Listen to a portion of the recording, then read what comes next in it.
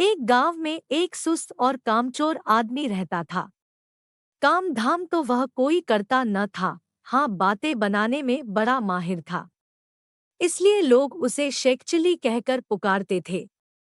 शेखचिल्ली के घर की हालत इतनी खराब थी कि महीने में 20 दिन चूल्हा नहीं जल पाता था।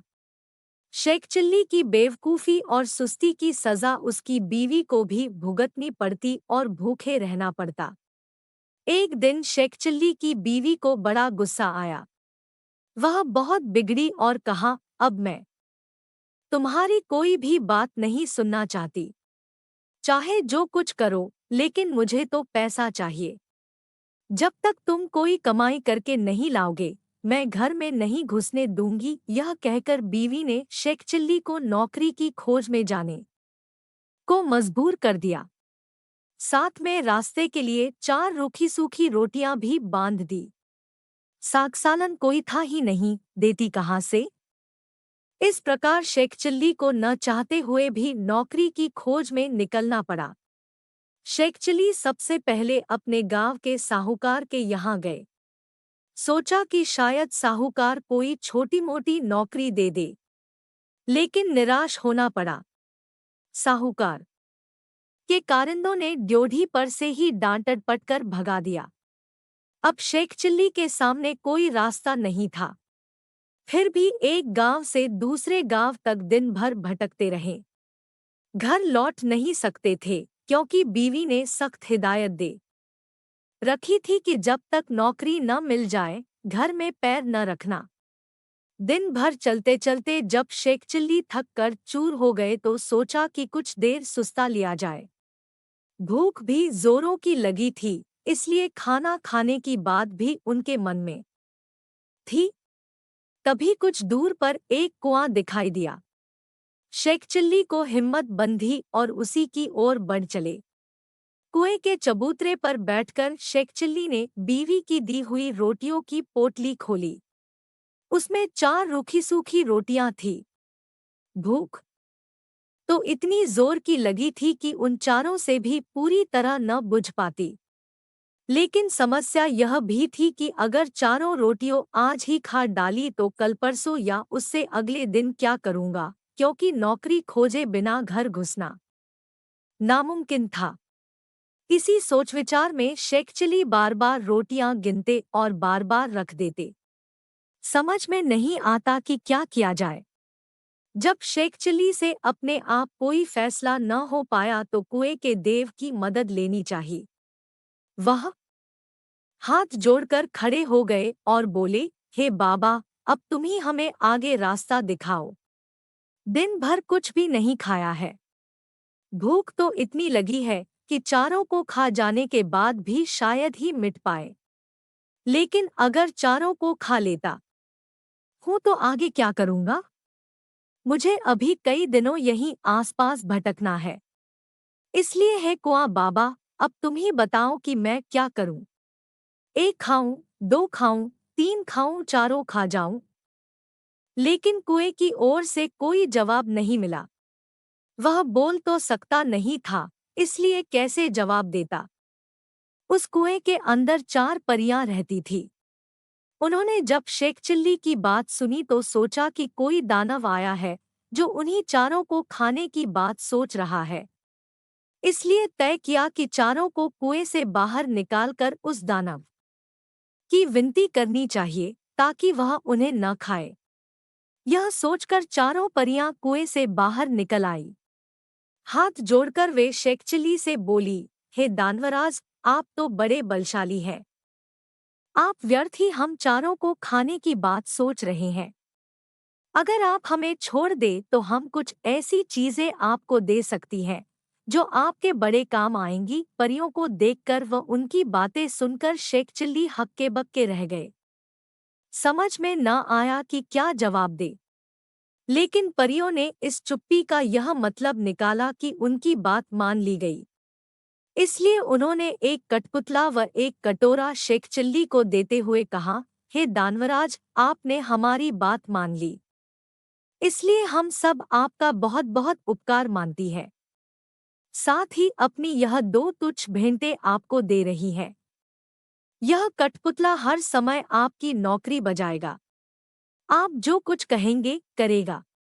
और यह कटोरा वह हर एक खाने की चीज आपके सामने पेश करेगा जो आप इससे मांगेंगे। इसके बाद परियां फिर कुएं के अंदर चली गई।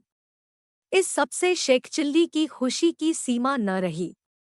उसने सोचा कि अब घर लौट चलना चाहिए, क्योंकि बीवी जब इन दोनों चीजों के करतब देखेगी तो फूली न समाएगी। लेकिन सूरज डूब चुका था और रात घिर आई थी, इसलिए शेखचिल्ली पास के एक गांव में चले गए और एक आदमी से रात भर के लिए अपने यहाँ ठहरा लेने को कहा। यह भी वादा किया कि इसके बदले में वह घर के सारे लोगों को अच्छे अच्छे पकवान व मिठाइयाँ खिलाएंगे। वह आदमी तैयार हो गया और शेखचिल्ली को अपनी बैठक में ठहरा लिया। शेखचिल्ली ने भी अपने कटोरे को निकाला और उसने अपने करतब दिखाने को कहा। बात की बात में खाने की अच्छी अच्छी चीजों के ढेर लग गए। जब सारे लोग खा पी चुके तो उस आदमी की घरवाली जूठे बर्तनों को लेकर नाली की ओर चली। यह देखकर शेखचिल्ली ने उसे रोक दिया और कहा कि मेरा कठपुतला बर्तन साफ कर देगा। शेखचिल्ली के कहने भर की देर थी कि कठपुतले ने सारे के सारे बर्तन पल भर में निपटा डाले। शेखचिल्ली के कठपुतले और कटोरे के यह अजीबोगरीब करतब देखकर गांव के उस आदमी और उसकी बीवी के मन में लालच आ गया।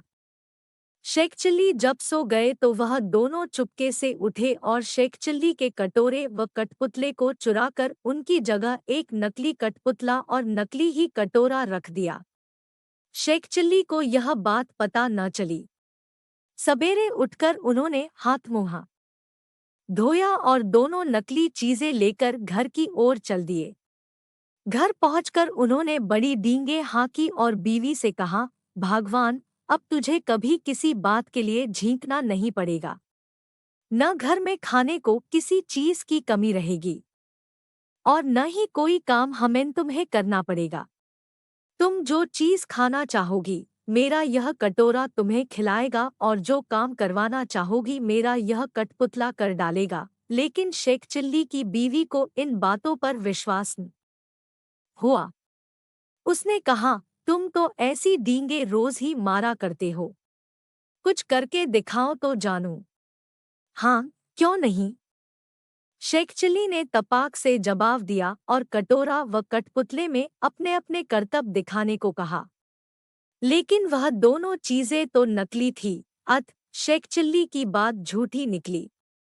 नतीजा यह हुआ कि उनकी बीवी पहले से ज्यादा नाराज हो उठी। कहा, तुम मुझे इस तरह धोखा देने की कोशिश करते हो। जब से तुम घर से गए हो घर में चूल्हा नहीं जला है। कहीं जाकर मन लगाकर काम करो तो कुछ तनख्वाह मिले और हम दोनों को 2 जून खाना नसीब हो। इन जादुई चीजों से कुछ नहीं होने का। बेबस शेखचिल्ली खिसियाए हुए से फिर चल दिए। वह फिर उसी कुएं के चबूतरे पर जाकर बैठ गए। समझ में नहीं आ रहा था कि अब क्या किया जाए। जब सोचते सोचते वह हार गए और कुछ भी समझ में न आया तो उनकी आंखें छलछला आई और रोने लगे। यह देखकर कुएं की चारों परियां फिर बाहर आई और शेखचिल्ली से उनके रोने का कारण पूछा। शेखचिल्ली ने सारी आपबीती कह सुनाई। परियों को हंसी आ गई। वे बोली, हमने तो तुमको कोई भयानक दानव समझा था और इसलिए खुश करने के लिए वे चीजें दी थी। लेकिन तुम तो बड़े ही भोले भाले और सीधे आदमी निकले। खैर, घबराने की जरूरत नहीं, हम तुम्हारी मदद करेंगी। तुम्हारा कठपुतला और कटोरा उन्हीं लोगों ने चुराया है जिनके यहाँ रात को तुम रुके थे। इस बार तुम्हें एक रस्सी व डंडा दे रही हैं। इनकी मदद से तुम उन दोनों को बांध व मारकर अपनी दोनों चीजें वापस पा सकते हो। इसके बाद परियां फिर कुएं में चली गई। जादुई रस्सी डंडा लेकर शेखचिल्ली फिर उसी आदमी के यहाँ पहुंचे और कहा, इस बार मैं तुम्हें कुछ और नए करतब दिखाऊंगा। वह आदमी भी लालच का मारा था।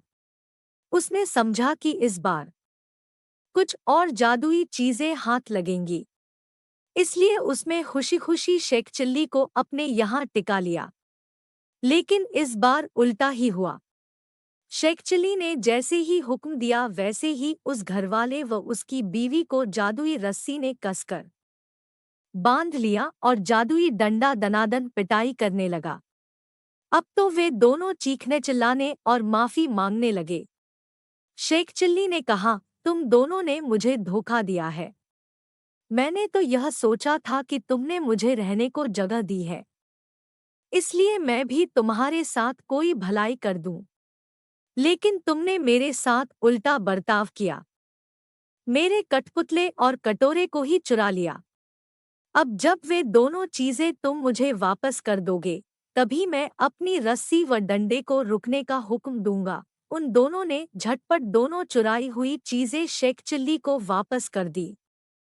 यह देखकर शेख चिल्ली ने भी अपनी रस्सी व डंडे को रुक जाने का हुक्म दे दिया। अब अपनी चारों जादुई चीजें लेकर शेख चिल्ली प्रसन्न मन से घर को वापस लौट पड़े। जब बीवी ने फिर देखा कि शेख चिल्ली वापस आ गए हैं तो उसे बड़ा गुस्सा आया। उसे तो कई दिनों से खाने को कुछ मिला नहीं था, इसलिए वह भी झुंझलाई हुई थी।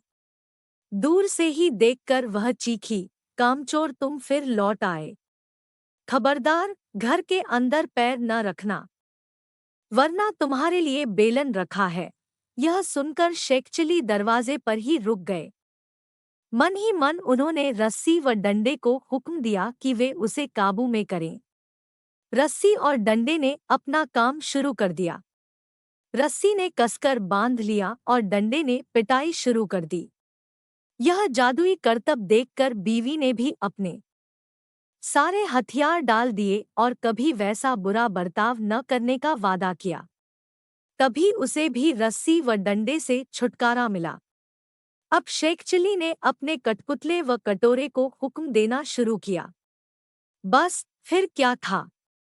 कठपुतला बर्तन भाड़े व जिन जिन चीजों की कमी थी झटपट ले आया और कटोरे ने बात की बात में नाना प्रकार के व्यंजन तैयार कर दिए।